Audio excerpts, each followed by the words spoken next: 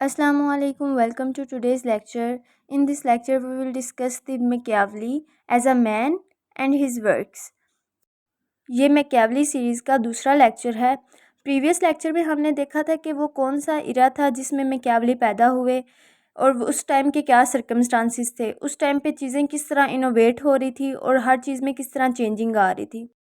क्योंकि एक फ़िलासफ़र की जो फ़िलासफ़ी है वो इसके इर्द-गिर्द के माहौल से बहुत ज़्यादा इफ़ेक्ट होती है। वो फ़िलासफ़र अपने इर्द-गिर्द के माहौल के बारे में देखता है, उसमें चेंजेस ऑब्ज़र्व करता है, प्रॉब्लम्स को आइडेंटिफ़ाई करता है और फिर एज़ अ सॉल्यूशन एक फ़िलासफ़ी देता है, अपनी एक थ्योरी देता है जो वो समझता है कि इन सारी प्रॉब्लम्स का सॉल्यूशन ये ही हो सकता है।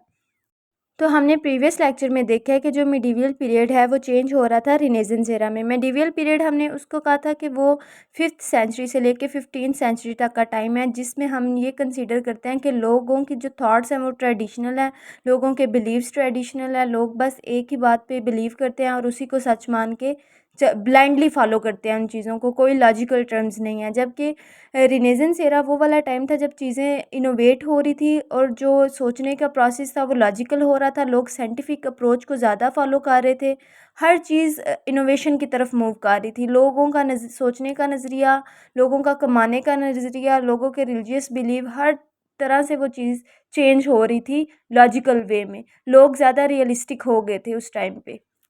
और फिर हम देख रहे थे कि जो इटली है वो उस टाइम पे 5 स्टेट्स पे मुश्तमिल था और हर स्टेट की अपनी अपनी पार्ट थी और उनके दरमियान आपस में कोई यूनिटी नहीं थी। तो मैकियावली ने जो उस टाइम की प्रॉब्लम आइडेंटिफाई की वो ये थी कि उनमें कोई यूनिटी नहीं है, डिसयूनिटी बहुत ज़्यादा है, जिसकी वजह से Italy as a whole grow नहीं था कर पा रहा। इसका मैकियावली की जो पॉलिटिकल थाट है वो सारी एक सॉल्यूशन है इस बात का कि किस तरह इटली की सारी स्टेट्स को एक पावर के नीचे यूनिफाई किया जाए और उनको पावरफुल किया जाए एज अ होल इटली को। तो हमने देखा कि जो 5 स्टेट्स हैं वो सारी की सारी उस वक़्त सॉवरेन थी, अपनी-अपनी पावर रखती थी और कोई भी नहीं थी चाहती कि जी हम अपनी पावर किसी एक स्टेट को दे दें और हम उसके अंडर अपना काम करें। तो उसके लिए मैकियावली ने अपनी पॉलिटिकल थ्योरी दी जो कि ये सॉल्यूशन थी ये यूनिटी ऑफ इटली का। तो अब तक हमने देखा है कि इटली जो है यूरोप में वो उस तरह ग्रो नहीं था कर पा रहा जिस तरह उसके इर्द-गिर्द दूसरे ममालिक ग्रो कर रहे थे। जैसे इंग्लैंड हो गया, फ्रांस हो गया, जर्मनी हो गया, वो सब ग्रो कर पा रहे थे। मैकियावली ने देखा कि इटली इसलिए नहीं ग्रो कर पा रहा क्योंकि इसकी स्टेट्स के दरमियान यूनिफ़िकेशन नहीं थी। तो मैकियावली की पॉलिटिकल थॉट का एम यही था कि किसी तरह इटली को यूनिफ़ाई किया जाए। उसने कॉजेज़ भी आइडेंटिफ़ाई किए क्योंकि उस टाइम इटली में फ्यूडलिज़्म सिस्टम था। उसके मुताबिक फ्यूडलिज़्म में पावर जो है वो सिर्फ़ एक बंदे के पास नहीं होती, वो डिफरेंट फ़ॉर्म्स में दूसरे नोबिलिटीज़ के दरमियान, कंडोटरी के दरमियान कंडोटरी वो बंदे होते हैं जो ट्रूप्स के किसी फ़ौजी ग्रुप के जो हेड होते हैं उनको हम कंडोटरी कहते हैं इन इटली इटालियन में। तो उनके दरमियान पावर का कंपटीशन बहुत ज़्यादा था, जो कि बहुत मेन वजह थी कि वो यूनिफ़ाई नहीं थे होने देते इटली को। तो इस तरह उनकी पॉलिटिकल स्ट्रक्चर इटली में बहुत ज़्यादा वीक थी, स्टेट्स में यूनिफ़िकेशन नहीं थी, तो कोई भी जो फॉरेन मोनार्क्स हैं वो उसको इटली को बहुत पैथेटिक लेते थे, वल्नरेबल कंडीशन थी इटली की।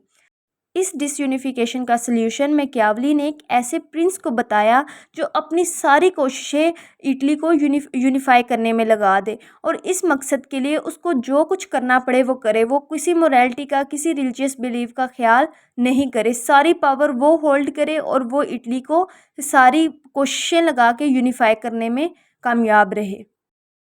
अब हम मैकियावली की लाइफ के कुछ अर्ली इवेंट्स देखेंगे। मैकियावली जो है वो इटली के एक स्टेट फ्लोरेंस में 1469 को पैदा हुए और उस टाइम पे फ्लोरेंस पे जो रॉयल फैमिली रूल कर रही थी वो थी मिडिजी फैमिली।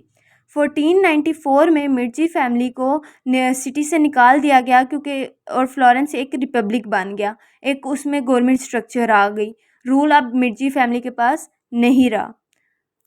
मैकियावली जो हैं एज अ चांसलर क्लर्क उन्होंने अपनी प्रोफेशनल लाइफ स्टार्ट की। देन वो सेकंड चांसलर बने 1498 में। एज अ डिप्लोमेटिक ऑब्जर्वर उन्होंने बहुत सी कोर्ट्स का विज़िट किया, जैसे Louis seven of France, Maximilian of Germany, Cesare Borgia जो कि एक इटालियन कार्डिनल और कंडोटरी थे। अब इनकी जो पावर के लिए फ़ाइट थी ना उन्होंने इंस्पायर किया मैकियावली को कि वो एक बुक लिखें, दी प्रिंस। तो मैकियावली की जो सबसे फेमस बुक है दी प्रिंस, उसकी पीछे जो इंस्पायरेशन थी, जो वजह थी उसको लिखने की, वो था चेज़रे बोर्जिया। इसने जो फाइट की पावर के लिए, उससे इंस्पायर होकर मैकियावली ने दी प्रिंस लिखी, जिसमें उन्होंने डिफरेंट एडवाइसेस दी एक प्रिंस को कि वो इटली को किस तरह यूनिफाई कर सकता है।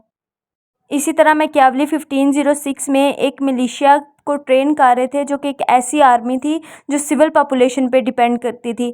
इस तरह इनकी अर्ली जो लाइफ है एज अ डिप्लोमेट, वो उन्होंने बहुत ज़्यादा अच्छे काम सर अंजाम दिए थे। अब जो है 1512 में फ्लोरेंस में मिर्ची फैमिली दोबारा पावर में आ गई, और जो मैकियावली थे वो उस टाइम एक डिप्लोमेट थे और वो तो एक रिपब्लिक के एम्प्लॉय थे।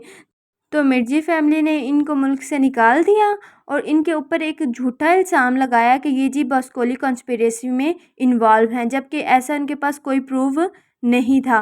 बाद में किसी टाइम पे इनको फ्री कर दिया गया और इनको अलो कर दिया कि आप अपनी फैमिली के पास वापस आ सकते हैं।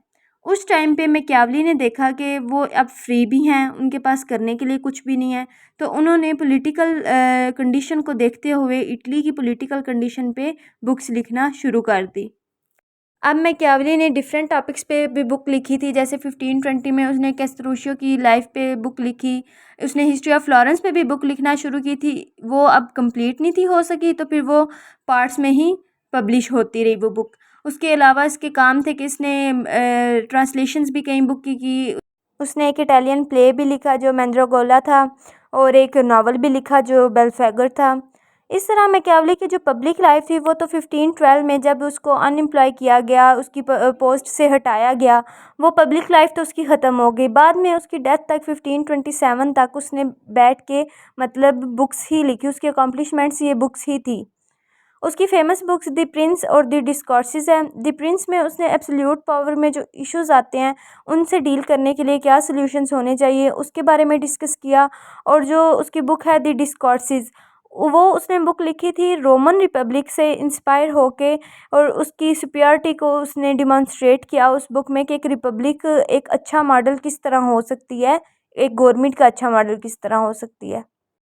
अब इस तरह इन दोनों बुक्स के जो पॉइंट ऑफ व्यूज़ थे वो एक दूसरे से बिल्कुल डिफरेंट थे। कैसे द प्रिंस में वो एब्सोल्यूट गवर्नमेंट को सपोर्ट कर रहा है और द डिस्कोर्सेस में वो रिपब्लिक सिस्टम को एज अ रोल मॉडल के तौर पे पेश कर रहा है।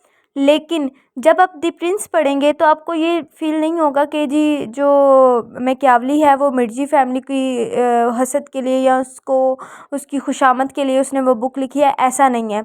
वो उसने बस एक एब्सोल्यूट गवर्नमेंट को सपोर्ट किया है ताकि वो अंडर स्ट्रिक्ट रूल इटली को यूनिफाई कर सके। जबकि डिस्कोर्सेस में भी आप पढ़ेंगे तो आपको ऐसा फील नहीं होगा कि वो रिपब्लिक जैसी, अभी रिपब्लिक का जो हम कंसेप्ट कंसीडर करते हैं कि रिपब्लिक का मतलब है कि पावर सबके पास होती है, एक एक गवर्नमेंट फंक्शन होता है, एक प्रॉपर उनका सिस्टम होता है, ऐसा नहीं है। उसकी जो मैकियावली है उसकी नज़र में रिपब्लिक के मायने और हैं। उसकी नज़र में रिपब्लिक ऐसा सिस्टम है गवर्नमेंट का जिसमें जो पीपल हैं वो खुद एब्सोल्यूट पावर को या खुद अपने रूलर को अपनी मर्ज़ी से सपोर्ट करते हैं। बस रिपब्लिक का मतलब उसका ये है। तो इस तरह इनके हम इस बारे में कोई मज़ीद डिस्कशन नहीं कर सकते कि ये एक दूसरे से डिफरेंट हैं या मैकियावली ने दोनों में कोई अलग व्यू दिया है। मैकियावली ने बस हमें सिर्फ वो तरीके बताए हैं जिसके ज़रिए जो एक प्रिंस है वो इटली को यूनिफाई कर सकता है। अब मैकियावली की पॉलिटिकल साइंस को भी एक न्यू साइंस कंसीडर किया गया, जिस तरह उस टाइम पे गैलीलियो की साइंस को कंसीडर किया गया था। अब वो वाला टाइम है जब रिनेजेंस एरा स्टार्ट हुआ है, जिसमें लोग ज़्यादातर प्रैक्टिकल अप्रोच की तरफ जाते हैं। लोगों ने ट्रेडिशनल वेज को छोड़ दिया, लोगों ने मेडिएवल थियोलॉजिकल कंसेप्ट्स को रिजेक्ट कर दिया था, और लोग ज़्यादातर प्रैक्टिकल लॉज की तरफ, प्रैक्टिकल अप्रोच की तरफ जा रहे थे ना। तो उसमें जो मैकियावली है उसने कोई आइडियल स्टेट का कि क्या होना चाहिए, क्या चीज़ आपकी स्टेट को आइडियल बना सकती है, ऐसा कोई कंसेप्ट नहीं दिया।